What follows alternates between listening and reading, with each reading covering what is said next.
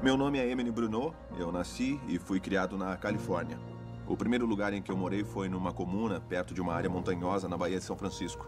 E aí? É só me avisar quando for começar a rodar. Esse é o Emily, tomada 1, A, B, C e vamos.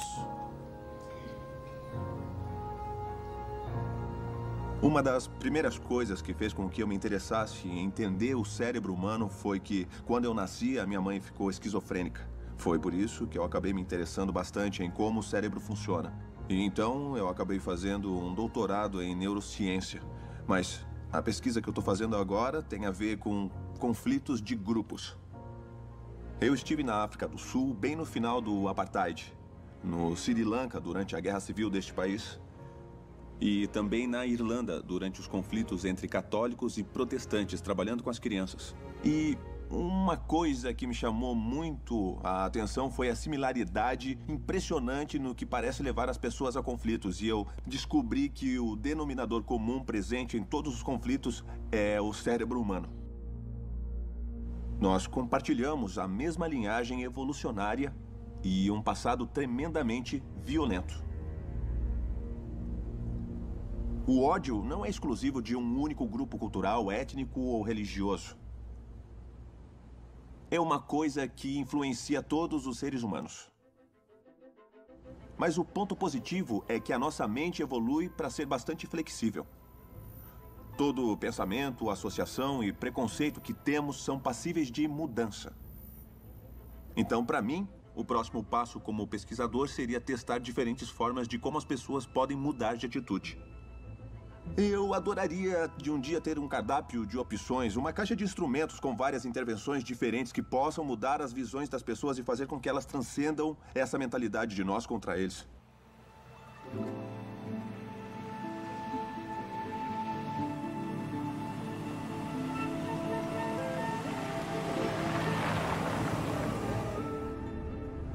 Uma pergunta fundamental é: como podemos usar as ferramentas da ciência para agilizar o processo de paz?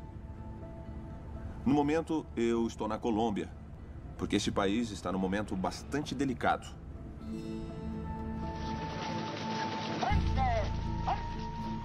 Os combatentes das Farc aparecem há cerca de 50 anos. Eles são um grupo militar comunista que diz ter por objetivo lutar contra a opressão das massas. No momento, as Farc controlam 1/3 do território da Colômbia e o movimento de guerrilha, classificado pela ONU como grupo terrorista, tem sido responsável por sequestros e tráfico de drogas. A guerra civil já matou 200 mil pessoas e deixou várias gerações traumatizadas. Mas o governo e as Farc finalmente conseguiram chegar a um acordo de paz. E a paz é para todos. A paz beneficia a todos. Para ratificar o Tratado de Paz, eles fizeram um plebiscito com o povo colombiano e ele foi rejeitado por apenas 50,2 contra 49,8. Então, a minha primeira pergunta foi: por quê? Por que o povo colombiano teria rejeitado o Tratado de Paz?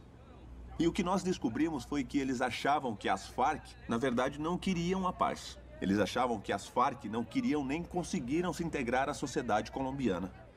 Eu não acho que esses caras são colombianos. O que eu não entendo é por que esses guerrilheiros não vão parar na cadeia.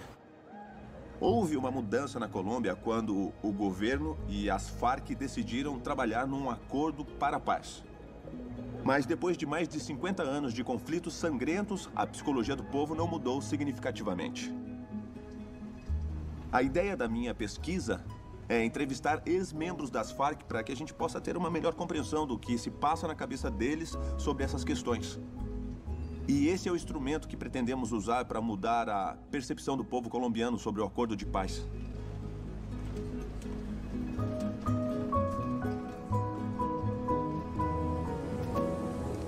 Eu tenho a sensação de que o que eles têm na cabeça não é igual ao que os colombianos acham que eles pensam. E essa é a grande premissa do experimento no momento. Eu não sei se eu estou certo ou não. Eu tô bem ansioso com isso, para falar a verdade.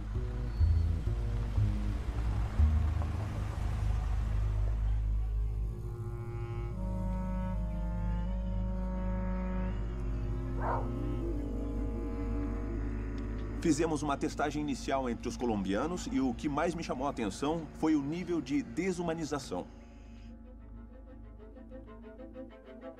Na escala de evolução humana, os colombianos consideraram as Farc 43 pontos abaixo deles. Esse é o nível mais alto de desumanização que eu já vi em todo o mundo. Os níveis de desumanização mais próximos a esse foram como os americanos avaliaram o ISIS e como os israelenses e palestinos se avaliaram uns aos outros durante a guerra em Gaza. A equipe de filmagem colombiana que levamos é um grupo que tem sido exposto desde criança a toda a mídia a que todos os colombianos têm sido expostos. Então eu estava curioso para ver o que eles acham sobre os membros das Farc. A gente aprendeu desde pequenininho a odiar as Farc, que eles são como animais. A gente cresceu com a percepção de que eles são terroristas e são pessoas do mal. Entendo. E vocês acham que os colombianos estão gostando de ver as Farc como um grupo político? A maioria de nós acha que eles não estão seguindo um ideal, mas que eles estão interessados em traficar drogas. E então, eu não acho que isso tudo seja genuíno.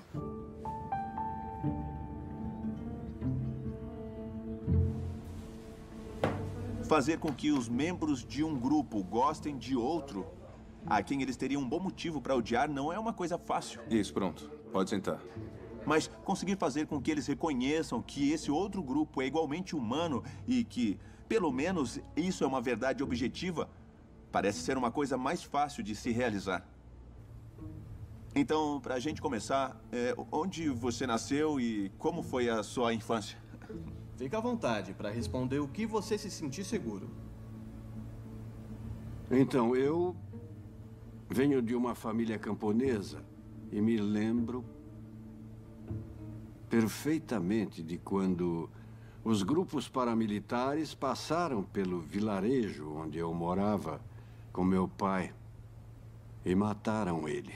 Fala pra gente por que você decidiu se juntar a esse grupo. A minha mãe foi capturada quando estava grávida de mim. E eu nasci na cadeia. E fiquei na cadeia até os 4 anos. Eu só queria viver uma vida normal.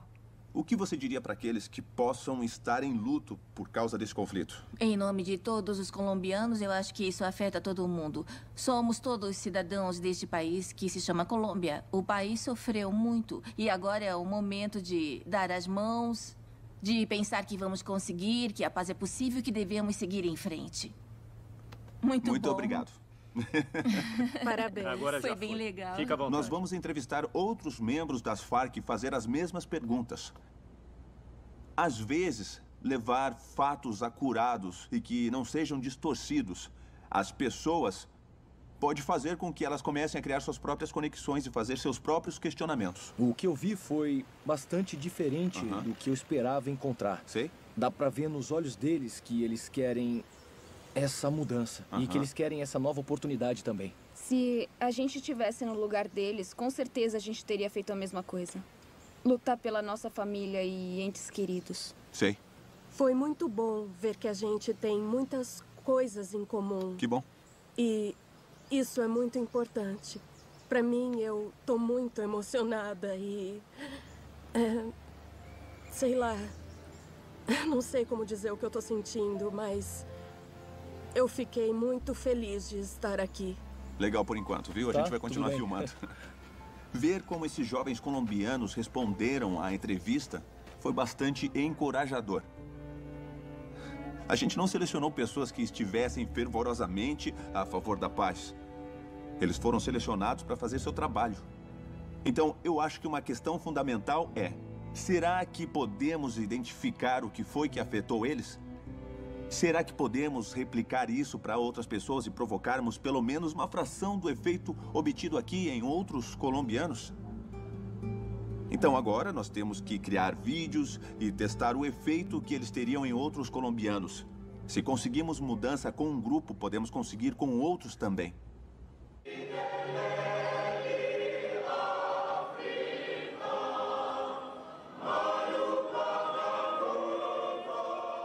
Eu fui para a África do Sul em 1994. O apartheid tinha terminado. A África do Sul tinha tido a sua primeira eleição democrática na história e eles elegeram Nelson Mandela, que tinha sido preso por vários anos. O povo estava literalmente dançando nas ruas. Foi um período de esperança extraordinário. E uma coisa que eu sempre acho interessante de pensar é qual foi o papel que os líderes tiveram nesse processo e qual foi o papel que o povo teve nisso. É como na Colômbia, existem mudanças estruturais e também mudanças psicológicas. E elas podem se afetar mutuamente. E eu queria entender como os líderes do governo na época e o CNA, o recém-legalizado Congresso Nacional Africano, conseguiram se unir para acabar com o apartheid. O que precisou acontecer nas mentes desses homens para mudar a visão que eles tinham uns dos outros e a sua visão do futuro? Desde o começo, nosso país sofreu muita injustiça. Os que vieram colonizar este país o consideraram como a sua casa. E eles tentaram pegar todas as coisas boas, tudo de melhor, e manter sob sua exclusividade. Então isso deu à luz o racismo e a segregação.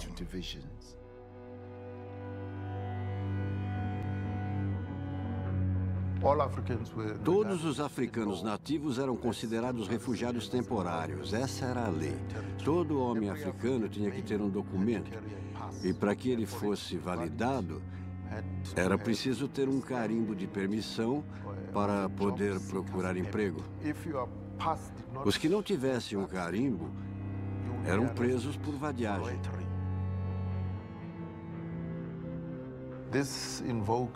Isso fez com que nos sentíssemos injustiçados e com ódio do sistema.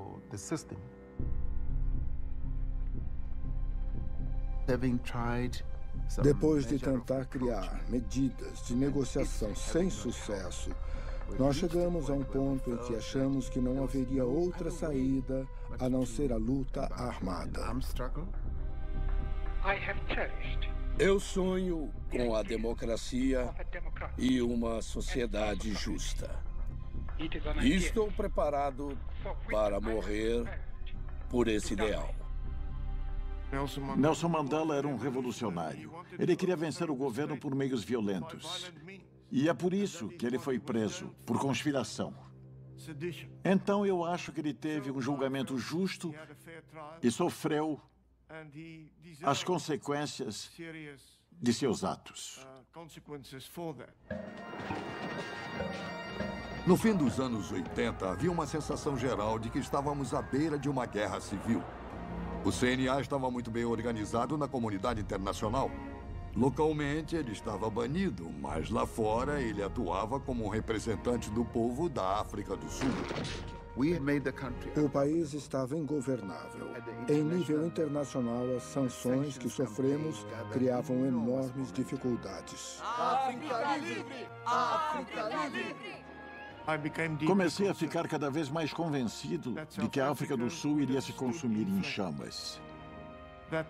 Que centenas de milhares de jovens sul-africanos poderiam morrer em conflitos armados. E que no final disso tudo teríamos que fazer alguma negociação. Aqui está o senhor Nelson Mandela, dando seus primeiros passos como um homem livre numa nova África do Sul. Era um domingo à tarde. E é claro que o mundo todo estava assistindo a isso. Mas ninguém sabia exatamente o que ele iria dizer e estávamos todos esperando com apreensão. Se ele conclamasse as massas para segui-lo, para que tomassem o poder, eles teriam feito isso. Nós temos esperança de que uma comissão para negociar um acordo será criada em breve.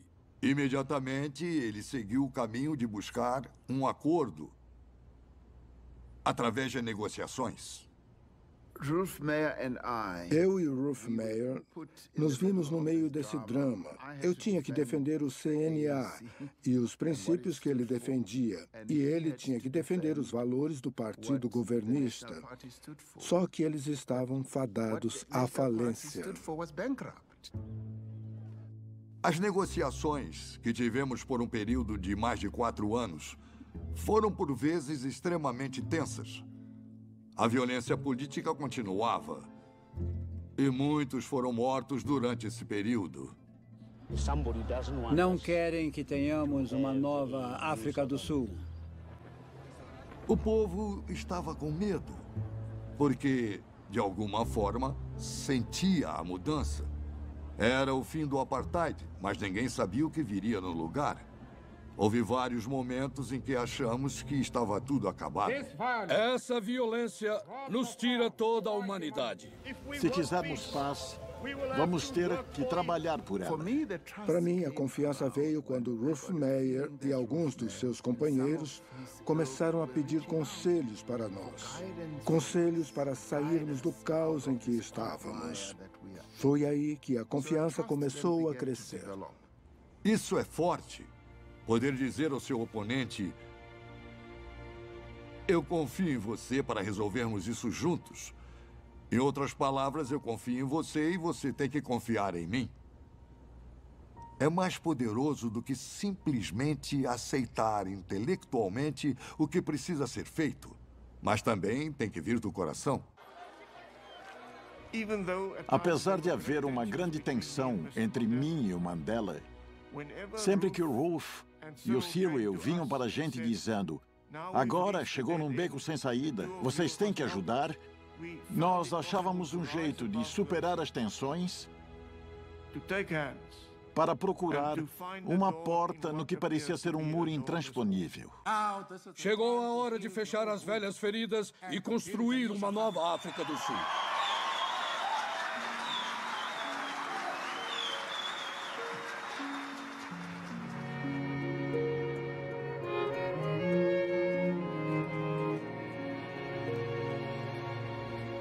O racismo e o divisionismo ainda são os grandes problemas do nosso país.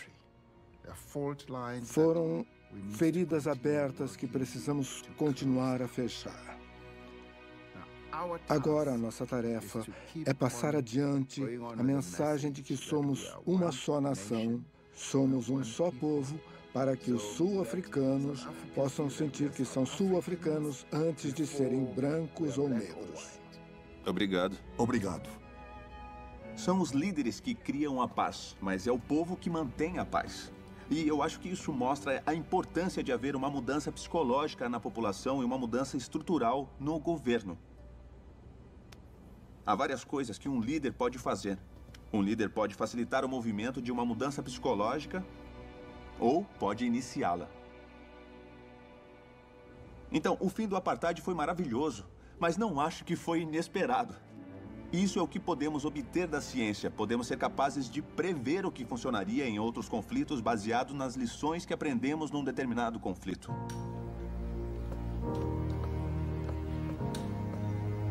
Pode falar. O início das pesquisas sobre desumanização foi decorrente de um pensamento após o Holocausto. A gente queria saber como isso pode ter acontecido. E a realidade desconcertante era que o inimigo era igualzinho a nós. Thierry Cuvelier é um jornalista que cobriu tribunais de guerra e processos de paz em todo o mundo. Agora ele está pesquisando como a Alemanha tem lidado com sua história de genocídio. Para todos que trabalham com violência de massa, crime de massa, a referência é o que aconteceu nos anos 1940, quando o regime nazista decidiu exterminar completamente os judeus da Europa. Então, no espaço de poucos anos, cerca de 6 milhões de judeus foram assassinados. Mas o mais interessante para mim, depois de ter trabalhado em muitos países que também passaram por eventos de violência de massa, é que a Alemanha é um exemplo único de um país que decidiu confrontar o seu passado diretamente. De forma que eu acho que nenhum outro país tenha feito. Basicamente, a Alemanha decidiu construir uma nova identidade nacional contra o seu próprio passado. Isso começou nos anos 60, quando Israel prendeu Adolf Eichmann, um ex-oficial do regime nazista, e o levou a julgamento. O responsável pela execução do plano nazista, conhecido como a solução final do problema judaico. O julgamento do Eichmann foi transmitido ao vivo. E isso acabou trazendo à tona, pela mídia, o genocídio dos judeus europeus. E dessa forma, isso forçou a Alemanha a fazer alguma coisa. Hoje, existem centenas de memoriais na Alemanha. Eles conseguiram organizar essas memórias de uma forma a fazerem parte do dia a dia. Um exemplo único são as Stolpersteins, como elas são chamadas.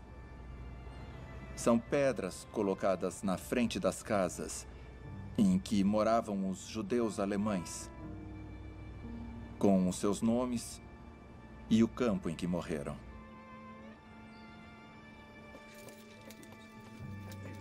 Mas o aspecto mais simbólico é a reconstrução de uma comunidade judaica na Alemanha.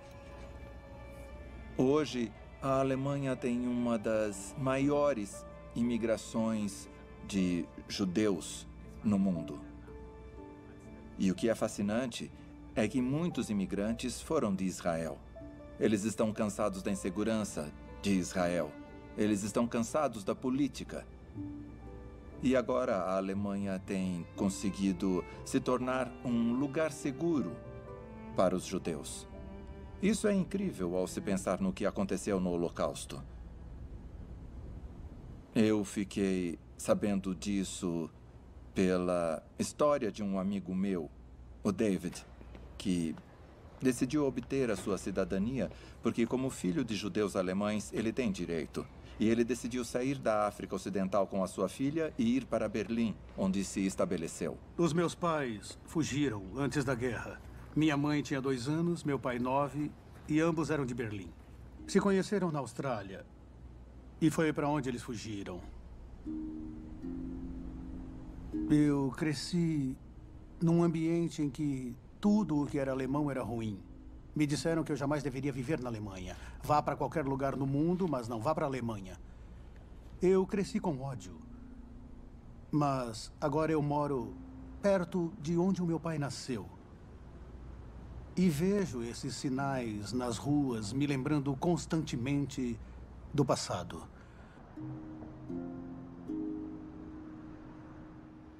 Passo todos os dias em frente ao prédio do meu pai. A Gestapo entrou aí, pegou o seu bisavô e o mandou para um campo de concentração. E o seu avô se lembra disso. Ele se lembra da Gestapo vindo e o levando embora. Eu não tive medo de vir para a Alemanha. Já havia vindo aqui antes e não sei de nenhuma outra nação cuja identidade tenha sido construída sobre a culpa do que ela fez. É fundamental para a educação de todos os alemães estudar o Holocausto. É uma coisa que eles têm que saber. Muitos assassinatos em massa foram cometidos aqui. Neste campo, as pessoas eram obrigadas a trabalhar até morrer. E o governo usa esses lugares como parte de seus esforços para criar consciência e conhecimento do que aconteceu no passado. Olha só. Estou tentando ver se reconheço o meu avô. Como David tem uma história pessoal forte com a Alemanha, ir a um campo onde o seu avô foi preso é bem significativo. Hoje vamos ter a oportunidade de conhecer uma pessoa que tem uma relação pessoal com este campo, porque ele é neto de um dos prisioneiros daqui. Ter o David falando com esses estudantes torna o lugar vivo outra vez. Torna o lugar mais real. Eu queria fazer uma pergunta. Quando você era criança, você sabia que o seu avô esteve num campo de concentração? A gente não falava muito sobre o assunto, sobre o campo de concentração. Mas acho que sim, era bem difícil. Foi uma experiência bem difícil para ele, mas eu também queria perguntar como é isso para vocês. É difícil para vocês saberem que os seus ancestrais fizeram essas coisas terríveis? Então, eu acho que essa sensação de culpa é diferente para nossa geração. Eu sei o que aconteceu, eu tenho consciência e respeito isso, mas não tenho sensação de culpa por isso. Eu tenho uma forte crença no potencial da educação para transformar nosso jeito de pensar sobre um conflito. E acho que, de várias formas, a abordagem da Alemanha tem sido exemplar, porque eles não se eximem de falar sobre o seu passado tão difícil, mas também existe uma realidade interessante em que temos, de um lado, a Alemanha falando abertamente sobre o seu passado vergonhoso, e alemães que agora escolhem acolher os refugiados muçulmanos na crise dos refugiados. Mas também ocorrem ataques aos centros de refugiados. Uma questão interessante é o que estaria motivando uma parcela da população a essa reação violenta. E existe uma distinção interessante entre culpa e vergonha. A culpa é uma coisa que a gente sente por dentro, enquanto a vergonha é uma coisa que nos é imposta. Então é preciso um cuidado para que, ao se falar sobre o passado, fazer isso de uma forma a dizer, olha, não estamos te dizendo isso por achar que a culpa é sua. Estamos te mostrando isso para que você possa evitar repetir o erro no futuro. Cada vez mais, eu me convenço da ideia de que a melhor maneira de se vencer o ódio é educando as pessoas sobre as suas próprias mentes, a fim de que elas se conscientizem de seus preconceitos. Talvez, ao se conscientizarem das bases biológicas do ódio, as pessoas possam superar ele. E essa abordagem está bem alinhada com a meditação Mindfulness. Pode entrar. A Mindfulness é uma técnica para o autoconhecimento, para ganharmos controle desses processos que normalmente seriam inconscientes.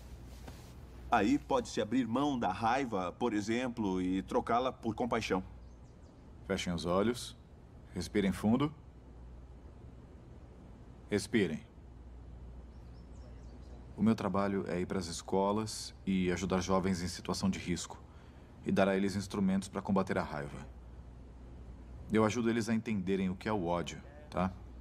Eu sei que é uma coisa natural que pode acontecer comigo, com você ou com qualquer pessoa, mas como lidamos com o ódio é que define quem nós somos, a nossa moral, os nossos códigos, aquilo que é importante. Solta os músculos, vai para a esquerda, estica as costas. Quando eu era pequeno, Baltimore era bem perigosa. O meu pai foi morto quando eu estava no 2º ano. Isso, respira fundo. Ele levou um tiro, foi posto num carro e o carro foi incendiado. E isso foi uma coisa que me transformou. Eu não gostava de ninguém. Eu me sentia vazio, como se fosse cada um por si, tipo, todo mundo ao Deus dará. Eu fazia parte de uma gangue desde muito novo. Então eu andava sempre em bando de uns 10, 12 caras. Sempre em grupo. A partir da 5ª série, a gente batia em todo mundo.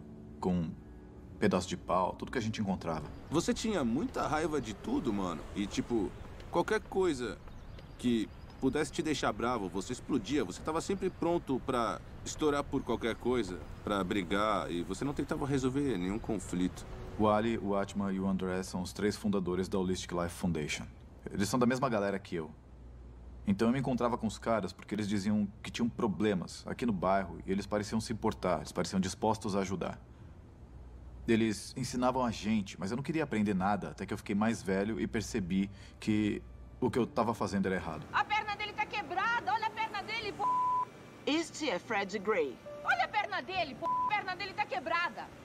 E ele foi detido uma semana atrás pela polícia de Baltimore. Na época o Fred Gray tinha morrido e eu fiquei mal por ele, pela família dele. E eu não sabia o que podia acontecer.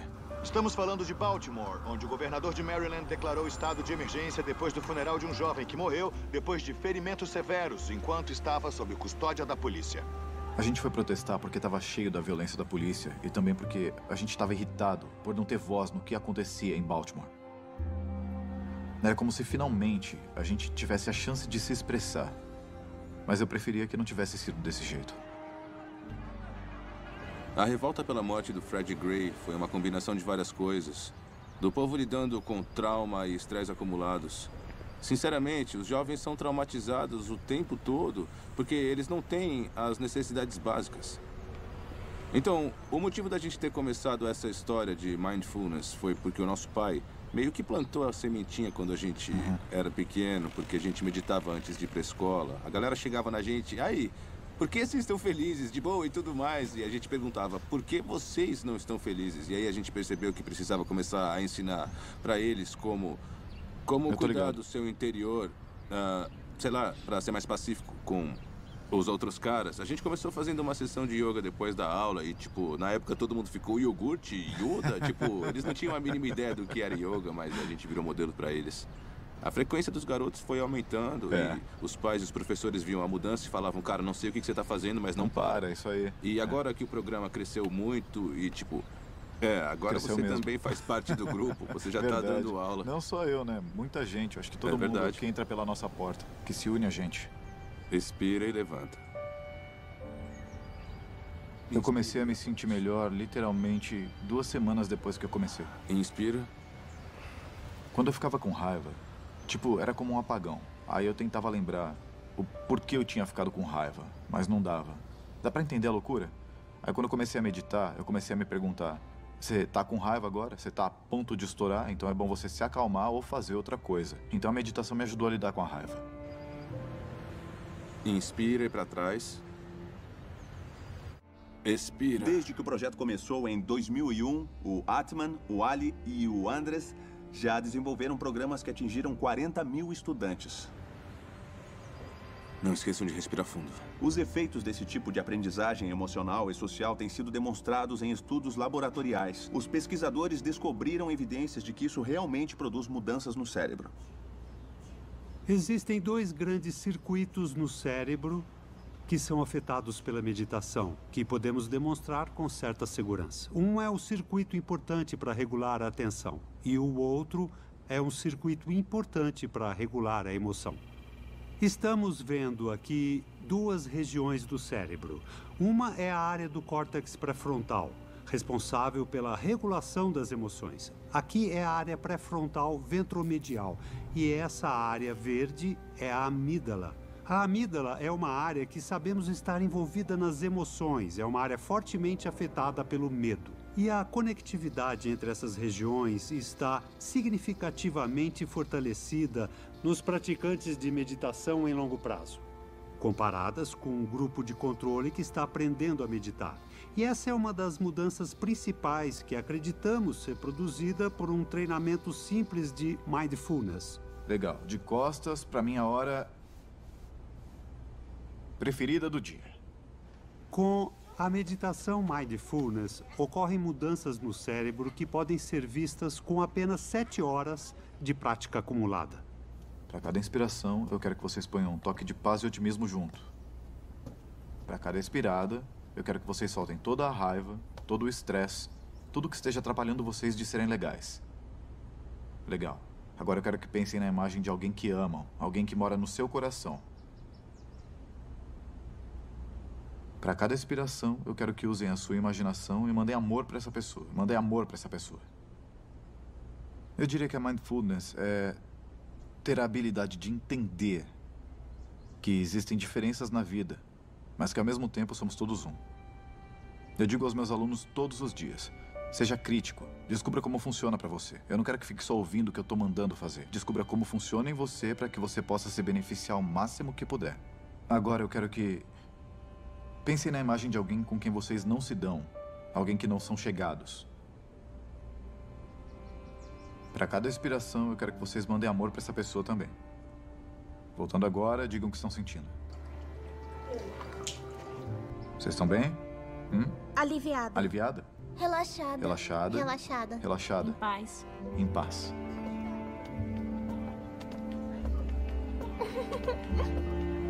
Do que você mais gosta em dar aula nesse projeto? Quando eu era pequeno, eu só queria saber se alguém se importava comigo. Então, quando eu mostro isso pra eles, que eu me importo com eles, que eu quero mesmo ver eles se darem bem na vida, bom, só de fazer isso eu já fico super feliz. O motivo por que eu gosto da meditação Mindfulness como uma estratégia é que ela torna a gente consciente de emoções que estavam no fundo da nossa mente a vida inteira. E isso é uma loucura e é lindo na humanidade, a gente poder exercitar uma coisa no fundo da mente e, de repente, aprender uma coisa nova e mudar de verdade. A história da minha vida é muito simples, posso falar sem problema. Naquela época era outra Mas coisa. se realmente estivermos preocupados em mudar a sociedade, precisamos do máximo de técnicas que pudermos. E eu vejo a ciência como uma ferramenta valiosa desse processo de intervenção na Colômbia. Eu criei vários vídeos diferentes e vou estudar quais deles podem ter algum efeito nas atitudes das pessoas em direção à paz. Eu fiz os primeiros só com os membros das Farc, mas ao me colocar na pele de um colombiano cético, eu posso pensar que isso é só propaganda. Por isso, mandei a equipe de filmagem de volta para falar com os moradores, a polícia e os militares. E as respostas foram completamente corroboradas. Pra ser sincera, no começo ficamos com medo. A gente está ficando com mais confiança e também mais familiarizado com eles. Os maiores beneficiados têm sido a nossa comunidade. O que nós descobrimos foi que todos os vídeos tiveram um papel razoável na diminuição da desumanização que se tinha do povo das Farc. O vídeo mais efetivo mudou as percepções em cerca de 20 pontos na escala. Foi uma enorme mudança. Nunca tínhamos criado uma intervenção que chegasse a esse nível de efeito. Comparando com os outros, olha... Isso é ciência num mundo real e complicado. Isso é uma tentativa de encontrar algo que nos dê uma ideia de que estratégia pode funcionar melhor. E aí, será que poderíamos usá-las em outras situações e ter efeitos similares? Potencializar o efeito? Essa é uma forma de fazermos progressos, para que as gerações futuras saibam muito mais sobre como resolver conflitos do que nós agora. Não há nenhum acordo de paz em vista no momento. Como uma sociedade global, temos realizado programas para a manutenção da paz há mais de 60 anos. Mas temos pouca ideia do que realmente funciona ou não. Então, o meu objetivo é que daqui a 60 anos possamos saber muito mais do que agora. Calma, se acalma. Eu tenho uma firme crença de que a ciência é um instrumento poderoso para nos ajudar a compreender o que aumenta o conflito e como podemos superar esse conflito. A minha história não é só a da transformação de uma ex-fundamentalista. Tem a ver com o poder da compaixão que cria pontes que pareciam impossíveis. A gente tem que começar a conversar de verdade com os outros. Tratar a todos como seres humanos. É um momento de ficarmos juntos e imaginarmos juntos que a paz é possível. Eu compartilhei essa visão com dezenas de pessoas. Colegas cientistas, gente que está trabalhando no momento na resolução de algum conflito, e eles me ajudaram a dar forma a essa minha visão. E eu descobri que podemos juntar todas essas pessoas para que possamos criar um objetivo comum em torno de uma visão compartilhada. E isso é o que eu sinto todos os dias ao fazer essa pesquisa. E é por isso que eu estou tão animado com ela. É porque realmente eu acredito que isso tem muito potencial.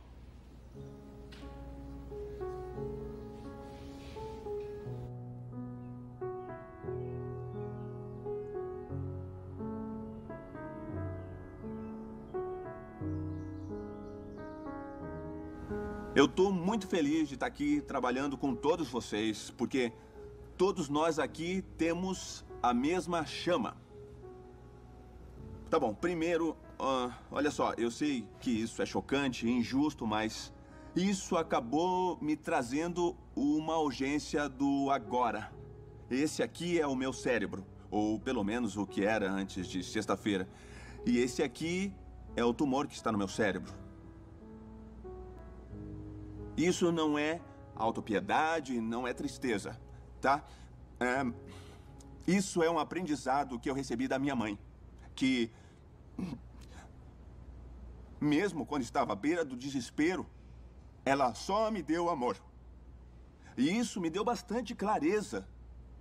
Todos nós aqui estamos interessados em conflitos intergrupais. E isso é um grande problema social, como o câncer. E isso também tem uma base biológica.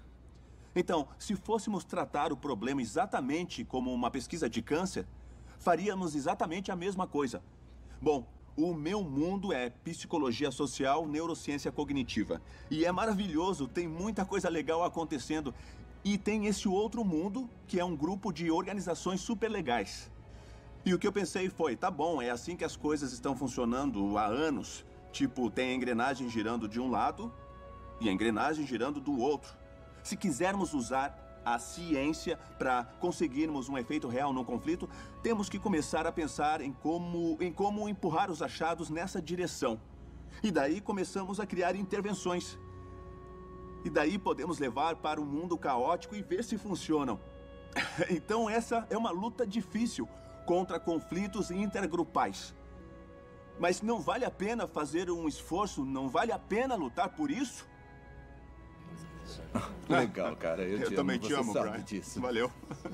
A gente ainda vai fazer muita isso coisa aí, junto vamos, no futuro. Vamos. Isso, vem cá. Eu nunca me convenci com essa história de que os indivíduos não têm poder para mudar os outros. Eu gostei muito É, do que você que bom. falou. É inspirador. Achei demais. Já aconteceu de eu ter sido bem tratado por alguém cuja gentileza eu não merecia. Às vezes é por um comentário, fazendo com que eu perceba que possuo preconceitos. E aí eu posso levar isso adiante e ensinar outras pessoas. Nosso cérebro foi feito para mudar. Mas acho que, psicologicamente, às vezes temos medo de mudanças. Mas depois de aceitar a ideia de que, esse é um outro legado evolucionário que me foi dado, além do legado de ser atraído para conflitos grupais. Quando ficamos interessados nas possibilidades de mudança, em vez de ter medo, novas possibilidades se abrem.